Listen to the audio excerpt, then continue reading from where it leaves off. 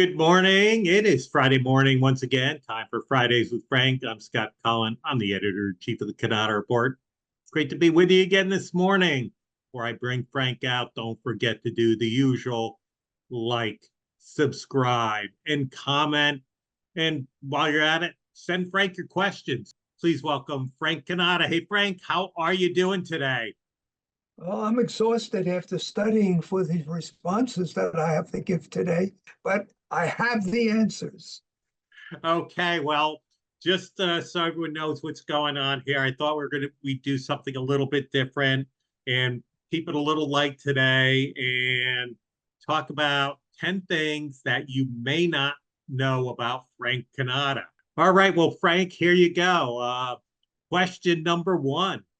So your bylines in the Cannata Report all the time, online, everybody sees, written by Frank G. Cannata. I have no idea. I don't think a lot of our viewers know either. What does the G stand for?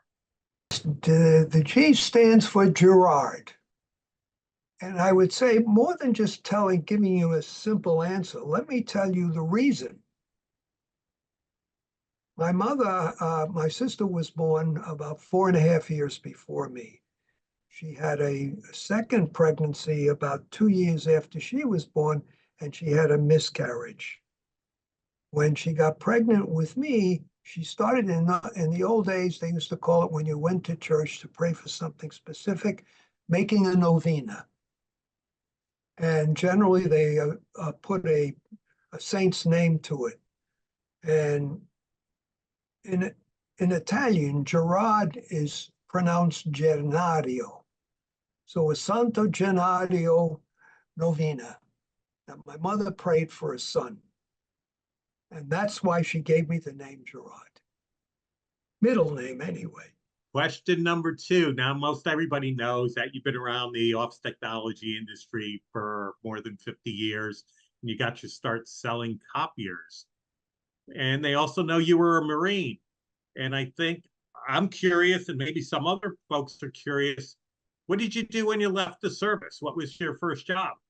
The first job I got was selling building materials for a company called Celotex. I started out from the very beginning selling. I felt that this is what I felt I could do easily and do it well and make a good living.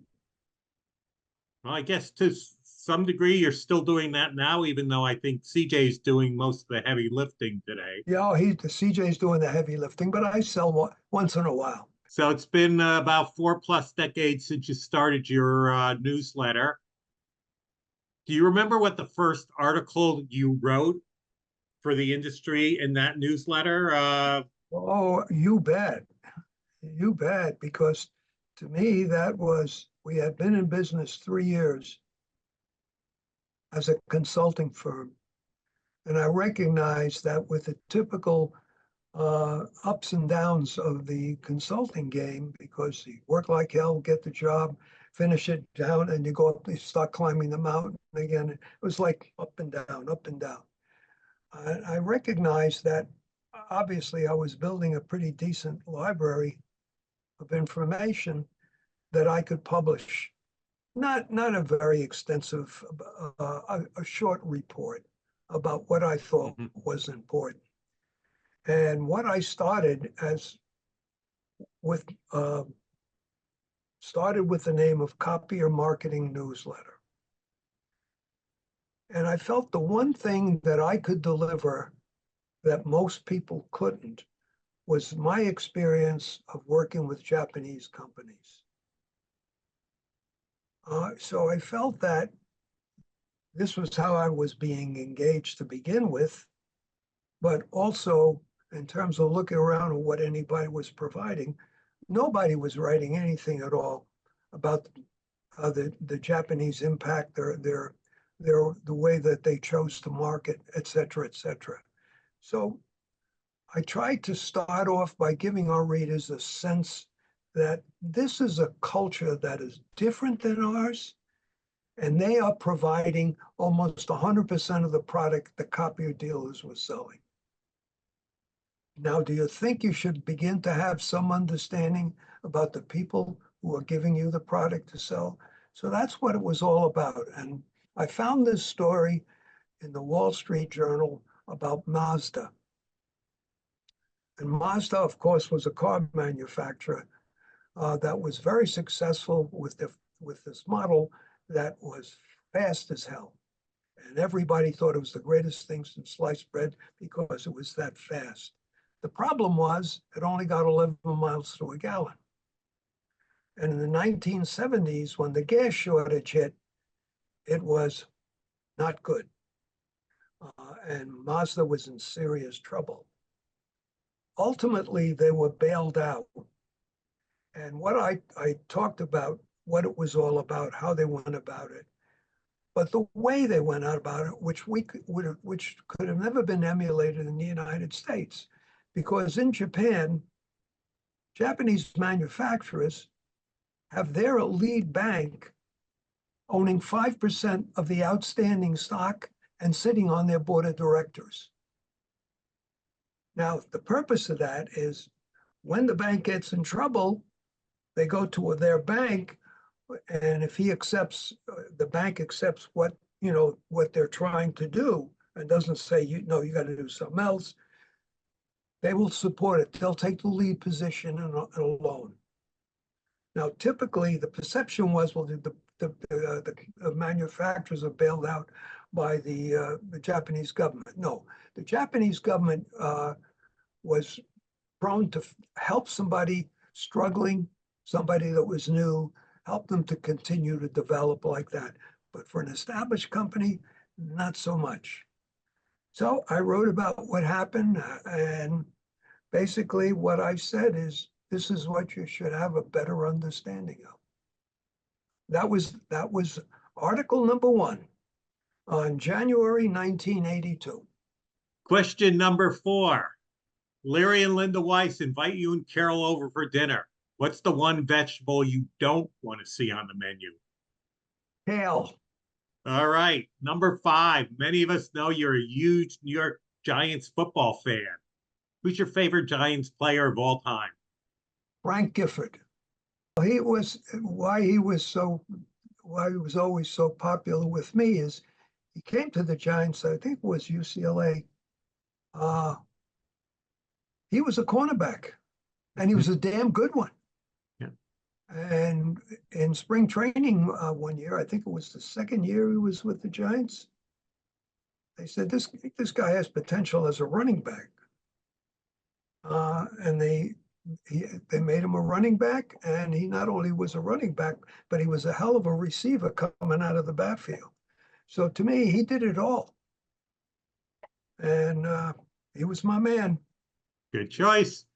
So what's the one book in your extensive library of books, which I have seen, on military history and U.S. history that you could read again and again? My favorite is Guadalcanal Diary. It's probably the most compelling story of World War II, particularly for Marines, because it was the first offensive action that the United States took in World War II in August of 1942. And it's a hell of a story. So you're hosting a dinner party, Frank, and you can invite any 4 people, historical figures, sports figures, celebrities, entertainers, living or dead, to attend. Who would they be? Well, first one I would invite would be Eugene O'Neill. His book, Long Day's Journey into Night, was something special. And what was even more compelling was when his wife wrote his biography and talked about how painful that was, because he was writing about his own family. And that he would handwrite, no computer, every day from 9 to 3. She said when he was working on Long Day's Journey into Night, he'd come out of the library crying because he was thinking about all the horrible things his family went through. One of the other people I would invite, and you said whether they're long-term dead or not, correct? Correct. St. Thomas Aquinas. In college, we studied all the different philosophies. And I just gravitated towards St. Thomas and what was called Thomistic philosophy. And Thomistic philosophy was a very simple premise. You don't want to go out there and just be an advocate for your own opinion and not have any respect or understanding of what the opposing views are. So if the idea is that you want to teach somebody, convince somebody that the way you look at things is correct, first understand their position so well that you could defend it.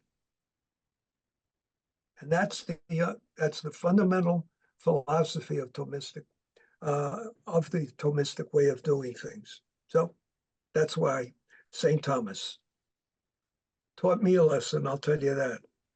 You better understand other people.